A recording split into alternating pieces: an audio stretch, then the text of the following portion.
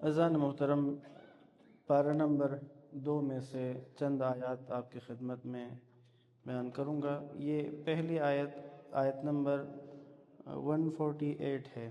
وَلِكُلِّ وِجْهَةٍ هُوَ مُوَلِّيهَا فَاسْتَبِقُوا الْخَيْرَاتِ أَيْنَمَا تَكُونُوا يَأْتِ بِكُمُ اللَّهُ جَمِيعًا، اور ہر ایک کے لیے ایک سمت ہے جس کی طرف وہ رخ کرتا ہے، پس تم لوگ نیکیوں کی طرف سبقت کرو۔ ہر انسان کی زندگی میں کوئی نہ کوئی رخ ہے، یعنی اس کی زندگی میں کسی نہ کسی چیز کی امپورٹنس ہے، یعنی وہ اس طرف اپنا رخ کرتا ہے۔ اس کی زندگی کا رخ اس کی زندگی میں اس طے شدہ اہمیت کی چیز کی طرف ہوتی ہے۔ تو اللہ چاہتا ہے کہ تمہاری زندگیوں میں جو امپورٹنس ہو وہ نیکیوں کی طرف ہونی چاہیے، تمہاری سبقت نیکی کی طرف ہو، بھلائی کی طرف ہو، خیر کی طرف ہو۔ بس اپنی زندگی کے رخ کا تعین کرتے وقت، اپنے مزاجوں کو تشکیل دیتے وقت نیکیوں کو سب سے اوپر رکھا جائے کہ انسان کی جستجو، انسان کی کوشش، انسان کی کاوش یہ ہو کہ اس کا رخ نیکی کی طرف ہے، وہ نیکی میں آگے بڑھنا چاہتا ہے، وہ بھلائی میں آگے بڑھنا چاہتا ہے، وہ اچھائی میں آگے بڑھنا چاہتا ہے۔ کوئی بھی موقع خیر کا ہاتھ سے جانے نہیں دیتا۔ یہ تو احادیث میں بھی رہنمائی کی گئی ہے کہ جب بھی خیر کا کوئی موقع ملے، جب بھی نیکی کا کوئی موقع ملے تو اسے کر گزرو، اس کو ٹالو مت، اس کو پوسٹ پون نہ کریں۔ شیطان کا پہلا حملہ نیکی کے چیپٹر میں میرے اور آپ کے اوپر پوسٹ پون کروانے والا ہے کہ ابھی ذرا مصروف ہوں، ابھی ذرا دقت میں ہوں، ابھی کسی چیز میں ہوں، بعد میں کر لوں گا۔ یہ شیطان کا پہلا وار ہوتا ہے۔ اگر اس میں وہ کامیاب ہو جائے تو اس کے لیے آسان ہوتا ہے کہ اس نیکی سے مجھے اور آپ کو دور رکھے۔ اسی لیے جب کبھی نیکی کا موقع ملے، بھلائی کا موقع ملے، خیر کا موقع ملے تو فوراً کر گزریں۔ اس کا نتیجہ یہ نکلے گا کہ شیطان کو وہ وار کرنے کا موقع نہیں ملے گا اور وہ نیکی ہمارے کھاتے میں، ہمارے اعمال میں جمع ہو جائے گی۔ لہٰذا اللہ کی خواہش کیا ہے کہ جی تم نیکیوں کی طرف سبقت کرو۔ تم جو اللہ کے بندے ہو، تم کے جو صاحب ایمان ہو، لوگوں میں سے ہر ایک کا اپنا مزاج ہے، انہوں نے اپنی زندگیوں میں چیزوں کو امپورٹنس کے حساب سے ترتیب دیا ہے۔ تمہاری زندگی میں جو امپورٹنس ہونی چاہیے وہ نیکی کے لیے ہونی چاہیے۔ ایک اگلی بات جو کی کہ تم جہاں کہیں بھی ہو، اینما تکونوا یأتی بکم اللہ جمیعا، تم جہاں کہیں بھی ہو اللہ تم سب کو جمع کرے گا۔ اس آیت کے مصادیق میں سے ایک مصداق امام زمان کے سپاہی ہیں۔ اینما تکونوا، تم دنیا میں جہاں کہیں بھی ہو، یأتی بکم اللہ جمیعا، اللہ تم سب کو جمع کر دے گا۔ کہ جس وقت حجت خدا اپنے ظہور کا اعلان کریں گے تو آپ کے سپاہی دنیا کے کسی بھی کونے میں ہوں، وہ پروردگار کے حکم سے آپ کے پاس فوراً پہنچ جائیں گے۔ بعض روایات میں اس طرح کی بھی تشبیہ دی گئی ہے کہ وہ جب حجت خدا کی صدائے ظہور کو سنیں گے، الا یا اہل العالم انا بقیۃ اللہ خیر لکم، تو وہ اپنے گھروں سے، اپنے ملک سے، اپنے وطن سے لبیک یا امام کہہ کر قدم بڑھائیں گے۔ تو ان کا پہلا قدم اپنے علاقے میں ہوگا اور دوسرا قدم کعبے میں امام کے قدموں کے پاس ہوگا۔ تو یہ آیت بھی اس کے مصادیق میں سے بھی علامہ طباطبائی نے بھی ذکر کیا ہے کہ اس کے مصادیق میں سے ایک مصداق امام زمان کے سپاہی ہیں۔ اینما تکونوا، تم جہاں کہیں بھی ہو، یأتی بکم اللہ جمیعا، اللہ تم سب کو ایک ہی جگہ پر جمع کر دے گا۔ تو پس یہ امام زمان کے سپاہیوں کی نشانی بھی کیا ہے؟ فاستبقوا الخیرات، کہ ان کی زندگی میں نیکی سب سے اوپر ہوتی ہے۔ وہ جب کسی نیک موضوع کو دیکھتے ہیں تو اس کو ترجیح دیتے ہیں، اسی کی طرف اپنے آپ کو، اپنی زندگی کو اسی طرف مائل کرتے ہیں۔ یہ ہم امام کے سپاہیوں کے نشانے کے طور پر بھی اس کو دیکھ سکتے ہیں۔ ایک درود پڑھ لیجئے گا محمد و آل محمد۔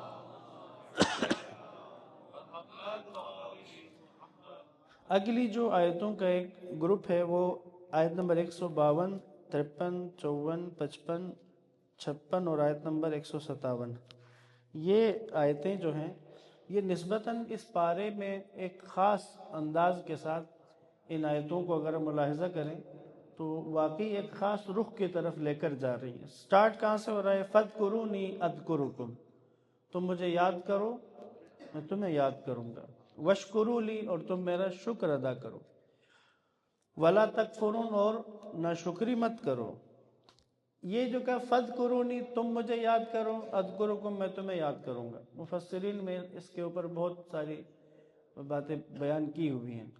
फज़कुरूनी, तुम मुझे बंदगी के ज़रिए याद करो, अज़कुरुकुम, मैं तुम्हें रहमत के ज़रिए याद करूँगा। तुम मुझे इताअत के ज़रिए याद करो, मैं तुम्हें आखिरत की नजात, दुनिया की सआदत की सूरत में याद करूँगा। तुम मुझे ज़मीन वालों के दरमियान में याद कर लो, मैं तुम्हें आसमान वालों के दरमियान में याद करूँगा। तुम मुझे दुनिया में याद करो, मैं तुम्हें आखिरत में याद करूँगा। तुम मुझे तन्हाई में याद करो, मैं तुम्हें महफिलों में याद करूँगा। तो ये परवरदिगार की याद करने का अंदाज़ है। और सबसे खूबसूरत जुमला क्या है? तुम अपनी तमाम तर महदूदियतों के साथ मुझे याद करो, मैं अपनी लामहदूदियत के साथ तुम्हें याद करूँ। इंसान बंदा नाक़िस है, कमज़ोर है और अजूल है। जितनी भी इंसान की सिफ़तें, तबीयतें कुरान में बयान हुई, जल्दबाज है, कमज़ोर है, दुनिया की छोटी छोटी आजमाइशों को बर्दाश्त नहीं कर सकता। लेकिन अगर तुम अल्लाह को याद रखो, खुदा की याद को दिल में आबाद रखो, तो परवरदिगार तुम्हें याद करेगा। और इस याद का नतीजा क्या निकलता है? तुम अगर अपना एक दिल खुदा को दे दो पूरा, खुदा हज़ारों लाखों दिल तुम्हें दे देगा।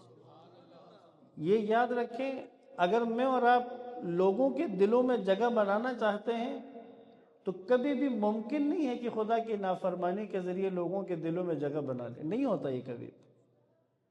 इंसान, वो जो मशहूर और मारूफ हदीस है, मीसाक मदीना में गालिबन अल्लाह के नबी ने मीसाक मदीना के शुरू के खुतबे में ये इरशाद फरमाया था कि तुम उस मामले को ठीक रखो जो अल्लाह और तुम्हारे दरमियान में है।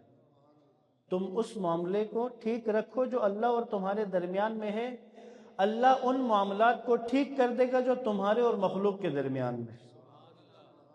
मिजाज क्या बना है? हम लोगों का मिजाज ये है, हम कोशिश करते हैं कि मखलूक के साथ मामलात ठीक रहें।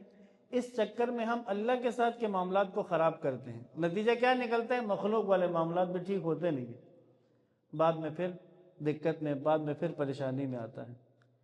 तो अज़ान मोहतरम, ये भी एक गालिबन हदीस कुदसियों में से कोई एक जुमला है, बड़ा दर्दनाक है। तो अल्लाह अपने बंदे से कहता है, ए मेरे बंदे, मैं अपने अरबों बंदों के दरमियान में तुझे याद रखता हूँ, वो तेरा मैं एक ही परवरदिगार हूँ और तू मुझे भूल जाता है। मेरे तो अरबों बंदे हैं ना खुदा के, तो 8 अरब तो आबादी है दुनिया की। वो उन 8 अरब में से मुझे याद रखता है, मेरा ख्याल करता है, मेरे लिए आसानी फराहम करता है, मुझे मुश्किलात से बचाता है। मैं नाराज़ भी होता हूँ तो मेरी जहालत से गुस्से में नहीं आता। मैंने कुछ मांगा, अल्लाह ने मुझे नहीं दिया, क्योंकि अल्लाह जानता है कि इसके लिए ठीक नहीं है, और मेरी जाहिलाना बातों पे नाराज़ भी नहीं हुआ। वो मुझे नहीं भूलता अपने अरबों बंदों के दरमियान में, तो मैं कैसे अपने एक परवरदिगार को भूल जाता हूँ। फज़कुरूनी अज़कुरुकुम, मुझे याद करो। अल्लाह ने तकाज़ा किया है, तुम मुझे याद करो, अज़कुरुकुम, तुम्हें याद करो। इस आयत के सबसे कामिल तरीन मिस्दाक इमाम हुसैन अलैहिस्सलाम।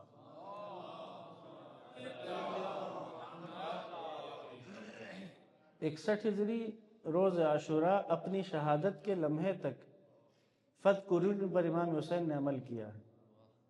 आखिरी लम्हात, आज भी आप मक्तल की किताब उठाएं, आखिरी लम्हात में कि जब आप के सर मुबारक को जुदा करने के लिए कातिल आगे बढ़ा, मुनाजात कर रहे थे, उस वक़्त भी परवरदिगारा, उस वक़्त भी इलाही।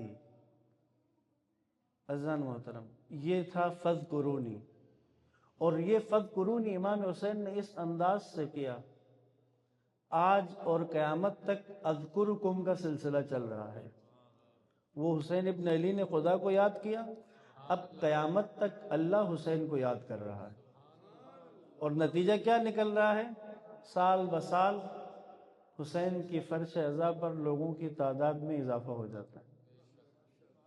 आप तख्लीक़ किरदार को देखा है बार बार, تخلیق کردگار کو دیکھا ہے بار بار، شبیر انتہا ہے خدا کے کمال کی۔ سبحان جب تک خدا رہے گا رہے گی حسینیت، جب تک خدا رہے گا رہے گی حسینیت، کتنی دراز عمر ہے زہرا کے لاش۔ درود پڑھیے اللہم صلی علی محمد۔ بس اذان محترم، اللہ کو یاد کرنے کا طریقہ اللہ نے ہی دکھایا ہوا ہے۔ جو اللہ کو یاد کرتا ہے وہ اس کی نافرمانی نہیں کرتا، جو اللہ کو یاد کرتا ہے وہ اس کے فرض کردہ واجب میں کوتاہی نہیں کرتا، جو اللہ کو یاد کرتا ہے وہ اس کے حرام کردہ معاملے میں نظر نہیں آئے گا کبھی۔ لہٰذا اطاعت الہی بندگی ہی اصل میں فذکرونی ہے۔ امام حسین علیہ السلام ابو عبداللہ ہے، یہ کنیت امام حسین کی پروردگار کی بندگی کی وجہ سے ہے۔ عربی میں کنیت عرب میں دو وجہ سے مشہور ہوتی ہیں، بڑے بیٹے کے نام پہ کنیت ہوتی ہے، یا اس بندے کی کوئی صفت ایسی ہوتی ہے کہ وہ صفت اتنی مشہور ہو جائے تو اس صفت کی وجہ سے اس کو کنیت ملتی ہے۔ تو میں اور آپ جو کہتے ہیں نا السلام علیکہ یا ابا عبداللہ، یہ امام حسین کی کنیت بڑے بیٹے کے نام پہ نہیں ہے، امام حسین کی کنیت بیٹے کے نام پہ ابو علی ہے، ابو علی حسین ابن علی۔ امام حسین کی یہ جو ابا عبداللہ ہے یہ وہ بندگی میں معراج پہ ہیں حسین ابن علی، اس قدر خدا کی عبودیت میں سرشار تھے کہ یہی آپ کی کنیت بن گئی ابو عبداللہ۔ لہٰذا فاذکرونی اذکرکم، اور یہ سلسلہ جاری ہے خدا کی طرف سے۔ تم آج بھی اگر اللہ کو یاد کرو اللہ تمہیں جواب میں یاد کرے گا۔ وشکروا لی، شکر کرو۔ اور یہاں پہ جو تکفرون کفر کا ذکر کیا، شکر کے مقابلے میں جب کفر آتا ہے تو وہ کفران نعمت کے معنوں میں ہوتا ہے کہ نعمتوں کا کفر مت کرو۔ اللہ بڑا سخی ہے، اللہ بڑا جود و کرم والا ہے، سخی کو کبھی بھی زیب نہیں دیتا کہ کچھ دے کر واپس لے لے، یاد رکھیے گا۔ نعمت اللہ دیتا ہے، واپس لیتا نہیں ہے، میں اور آپ واپس کرتے ہیں، یہ سسٹم بنا ہوا ہے۔ قدرت کا نظام اسی طرح سے ہے، اللہ اپنی نعمتیں بندوں کو دیتا ہے، بندے اپنے اعمال کی وجہ سے وہ نعمتیں واپس کروا دیتے ہیں۔ میرے اور آپ کے لیے اللہ نعمت دیتا ہے، ہم اپنے اعمال کی وجہ سے اس نعمت کو اپنے لیے بلا بنا لیتے ہیں، اس نعمت کو اپنے لیے مصیبت بنا لیتے ہیں، یا اپنی ناشکری کی وجہ سے اس نعمت سے ہاتھ دھو بیٹھتے۔ اللہ واپس نہیں لیتا نعمت، بندے اپنے اعمال کی وجہ سے نعمت کو واپس کروا دیتے ہیں۔ اگلی آیت اسی کے ساتھ ہی، یا ایھا الذین آمنوا استعینوا بالصبر والصلاۃ ان اللہ مع الصابرین، اے ایمان والو صبر اور نماز سے مدد طلب کرو، اللہ یقیناً صبر کرنے والوں کے ساتھ ہے۔ صبر یعنی استقامت، صبر یعنی ثابت قدمی، انسان ثابت قدم رہے، یہ صبر ہے۔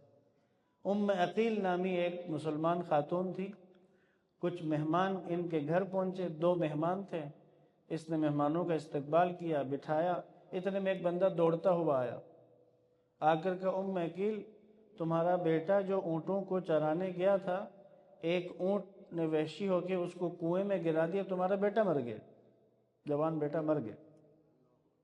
تو جو خبر لے کے آیا تھا اس کو کہنے لگی میرے گھر میں مہمان آئے ہوئے ہیں، تمہیں بیڑ ذبح کرنا آتی ہے؟ اس نے کہا ہاں۔ کہا آؤ ذرا یہ بیڑ ذبح کرو، میں مہمانوں کو کھانا کھلا دوں۔ پہلے بیڑ ذبح کروائی، مہمانوں کو کھانا کھلایا، اس کے بعد اس نے مہمانوں سے پوچھا آپ میں سے قرآن کس کو زیادہ اچھا آتا ہے؟ ایک مہمان نے کہا مجھے۔ کہ کچھ ایسی آیتیں پڑھو کہ میرے دل کا غم ذرا ہلکا ہو، میرا بچہ مر گیا۔ تو اس نے یہی آیتیں پڑھی، اس سے آگے والی نے، یہ استعینوا بالصبر والصلاۃ ولا تقولوا لمن يقتل في سبيل اللہ، اور اس کے وَلَنَبْلُوَنَّكُمْ بِشَيْءٍ مِّنَ الْخَوْفِ وَالْجُوعِ، یہ والی آیتیں کہتے ہیں میں نے پڑھی۔ تو اس نے 2 رکعت نماز پڑھی اور پروردگار سے کہا بار الہ تیرے حکم پر میں نے صبر کیا ہے، اور صبر کرنے والوں کی جو جزا ہے وہ تو عطا کر۔ اس کے بعد اس نے ایک جملہ کہا، کہتے اس نے کہا اگر کوئی زندہ رہنے والا ہوتا، اگر اس دنیا میں کسی نے باقی رہنے والا ہوتا تو یہ کہتا ہے مجھے لگا یہ کہے گی کہ کاش پھر میرا بیٹا زندہ رہ جاتا. کہتے مجھے لگا شاید یہ کہنے والی. کہتے اس خاتون نے کہا اگر دنیا میں کوئی زندہ رہنے والا ہوتا تو پروردگار میں تجھ سے تقاضا کرتی تھی کہ تیرا نبی زندہ رہے اس دنیا میں. میں تجھ سے چاہتی تھی کہ پیغمبر اس دنیا میں زندہ رہے. کہتے میں متعجب ہوا اس کے اس عمل پر. اس قدر صابر خاتون، اس قدر تحمل کرنے والے. عزیزان محترم، صبر کرنے والوں کو سب سے بڑی خوشخبری کیا ہے؟ ان اللہ مع الصابرین. مع الصابرین، اللہ ساتھ ہے صبر کرنے والوں کے. اور جن کے ساتھ اللہ ہے پوری دنیا ان کے خلاف ہو جائے انہیں کوئی فرق نہیں پڑتا، انہیں کوئی مشکل نہیں پڑتی. اللہ کا ساتھ ہونا سمندر کی گہرائیوں سے سمندر کو چیر کے رستہ بنا دیتا ہے. وہ جو حضرت موسیٰ نے جب بنی اسرائیل نے کہا تھا کہ انا لمدرکون، پیچھے سے فرعون کا لشکر آ رہا ہے اور آگے سمندر ہے، آگے بڑے سمندر میں ڈوب کے مر جائیں، پیچھے جائیں تو فرعون کا لشکر مار دے. تو بنی اسرائیل نے 70,000 لوگوں نے یک زبان ہو کر مختلف آوازوں میں، اونچی آواز میں، نیچی آواز میں، سختی کے ساتھ، پیار سے، مختلف انداز ہوتے ہیں، کہا انا لمدرکون، موسیٰ ہم تو مارے گئے، اب تو ہماری خیر نہیں ہے، اب ہمارا کیا بنے گا. کیوں یہ کہہ رہے ہیں؟ کیونکہ پیچھے فرعون کا لشکر اور آگے سمندر ہے. سیم سچویشن حضرت موسیٰ کی آنکھوں کے سامنے بھی ہے. موسیٰ کی آنکھیں بھی دیکھ رہی ہیں کہ پیچھے فرعون اور آگے سمندر، لیکن موسیٰ کی وہ آنکھیں جو دیکھ رہی ہیں وہ بنی اسرائیل نہیں دیکھ پا رہے تھے. کیا کہا حضرت موسیٰ نے ان کے جواب میں؟ لا تحزن، ڈرو مت، ان معی ربی سیہدین، میرا رب میرے ساتھ ہے اور وہ مجھے چھوڑے گا نہیں تنہا، کبھی میری رہنمائی کرے گا. تو بس حضرت موسیٰ نے حکم پروردگار پہ عصا مارا تو وہ سمندر 2 حصوں میں پھٹ گیا. کیا خوبصورت جملہ تھا کہ اس سمندر کو عصا نے نہیں پھاڑا ہے، اس سمندر کو موسیٰ کے توکل نے پھاڑ دیا ہے. اور اگر اے انسان مجھ سمیت تم بھی اگر صابر رہو، ثابت قدم رہو تو اللہ تمہارے ساتھ ہے، مشکلات کے سمندر کو پھاڑ کے انہی کے درمیان میں سے تمہارے لیے رستہ نکال دے. لہٰذا صبر، ثابت قدم رہے. بعض اوقات میرے اور آپ جیسوں کے معاملات میں صبر کا ایک پہلو یہ آتا ہے کہ ہمیں کوئی معاملہ کرنا ہے، کوئی سودا کرنا ہے، کوئی معاہدہ کرنا ہے، لیکن یہ جو معاملہ ہم کرنے لگے ہیں، یہ جو سودا ہم کرنے لگے ہیں، یہ اللہ کے بتائے ہوئے قانون کے خلاف ہے. اب میری آزمائش شروع ہو گئی، اب پتہ چلا کہ میں صبر کرتا ہوں یا نہیں کرتا. یہاں پر صبر کیا ہے؟ اللہ پر اعتماد رکھنا، اللہ پہ یقین رکھنا اور اس معاملے سے ہاتھ اٹھانا. ٹھیک ہے کہ بظاہر فائدہ لگ رہا ہے، ٹھیک ہے کہ بظاہر پروفٹ لگ رہا ہے، لیکن یہاں پر صبر کیا ہے؟ انسان یقین رکھے کوئی نہیں، اگر میرے رب نے اس کو حرام قرار دیا ہے تو میں اس سے پیچھے ہٹوں گا، میں اس فائدے سے دستبردار ہوتا ہوں. تو یہ صابر ہے، یہ بندہ ثابت قدم ہے. اس کو خوشخبری ہے کہ ان اللہ مع، اب اللہ تمہارے ساتھ ہے اور اللہ ایسا جواب دے گا، اللہ اس کا ایسا عوض دے گا، اللہ اس کے بدلے میں ایسی بہترین چیز عطا کرے گا کہ وہ بہترین منافع، فائدہ اس سے کہیں زیادہ بڑھ کر ہوگا. لہٰذا صبر کے اس مفہوم کی طرف بھی متوجہ رہیں. وَلَا تَقُولُوا لِمَنْ يُقْتَلُ فِي سَبِيلِ اللَّهِ أَمْوَاتًا، جو اللہ کی راہ میں قتل ہوئے ہیں ان کو مردہ مت کہو، بل احیاء، بلکہ وہ زندہ ہیں. وَلَكِنْ لَا تَشْعُرُونَ، تم ان کی زندگی کا شعور نہیں رکھتے. عجیب ہے، شہداء کے بارے میں کہا زندہ ہیں، جبکہ ہم سب سے کہا ہے کہ تمہارے زندہ ہونے میں شک ہے. میں اور آپ جو سانس لیتے ہیں، میں اور آپ جو حرکت کرتے ہیں، میں اور آپ جو کھانا کھاتے ہیں، چلتے پھرتے ہیں، ہماری زندگی مشکوک ہے. شہداء کی زندگی یقینی ہے. قرآن کی آیت ہے یا ایھا الذین آمنوا استجیبوا للہ وللرسول اذا دعاکم لما یحییکم، اے ایمان والو اللہ اور اس کے رسول کی پکار پہ لبیک کہو جب بھی وہ تمہیں پکارے. کیوں؟ لما یحییکم، تاکہ وہ تمہیں زندہ کرے. اے ایمان والو اللہ اور اس کے رسول کی پکار پر لبیک کہو تاکہ وہ تمہیں زندہ کریں. اس کا مطلب کیا ہے؟ ہم مردہ ہیں تو زندہ کریں گے نا. یعنی ہم جن کو کہا جا رہا ہے کہ تم اللہ اور اس کے رسول جب بھی تمہیں آواز دیں، پکاریں، ان کی پکار پر لبیک کہو تاکہ وہ تمہیں زندہ کر دے۔ اس کا مطلب ہم کسی مردگی میں ہیں جس سے ہمیں زندہ کیا جائے گا اللہ اور اس کے رسول کی پکار پر لبیک کہنے کی وجہ سے۔ ہمیں مردہ کہہ رہے ہیں کہ اے مردو اٹھو تمہیں زندہ کرے پروردگار، اٹھو نبی کی بات پہ لبیک کہو تاکہ تمہیں زندہ کر دے۔ امیر المومنین نہج البلاغہ میں فرماتے ہیں کہ لوگ زندہ لاشوں کی طرح ہیں، زندہ لاش کی طرح۔ بعض اوقات جس جانور پر انسان سوار ہے جانور زندہ ہوتا ہے، انسان مرا ہوا ہے۔ اور بعض اوقات قرآن نے کہا ما انت مسمع من فی القبور، قرآن نے انسانوں کو بدن میں دفن شدہ روح کہا ہے۔ یہ بدن قبر ہے اور روح کو اس میں دفن کیا ہوا ہے۔ ہمارے مردہ ہونے کی کتنی آیتیں ہیں، اور شہداء کے زندہ ہونے کی گواہی اللہ دے رہا ہے۔ وَلَا تَقُولُوا لِمَنْ يُقْتَلُ فِي سَبِيلِ اللَّهِ أَمْوَاتٌ، جو اللہ کی راہ میں مارے جائیں انہیں مردہ مت کہو، بل احیاء، زندہ ہیں وہ، اللہ کہہ رہے کہ زندہ ہیں۔ اور یہاں پر کہا کہ تمہیں ان کی زندگی کا شعور نہیں ہے۔ دوسری جگہ کیا کہا؟ بل احیاء عند ربهم يرزقون، زندہ ہیں اور اپنے رب سے رزق بھی پا رہے ہیں، رزق و روزی کا سلسلہ بھی ان کا چلا ہوا ہے۔ لہٰذا عزیزان محترم، رائے خدا میں مارے جانے والوں کو مردہ نہیں سمجھنا۔ اتنے لوگ مر گئے نہیں، اگر شہید ہوئے تو پھر وہ زندہ ہو گئے، ہم ابھی تک اس زندگی تک پہنچے نہیں ہیں۔ مل کے ذرا بلند آواز میں درود پڑھیے گا محمد والا۔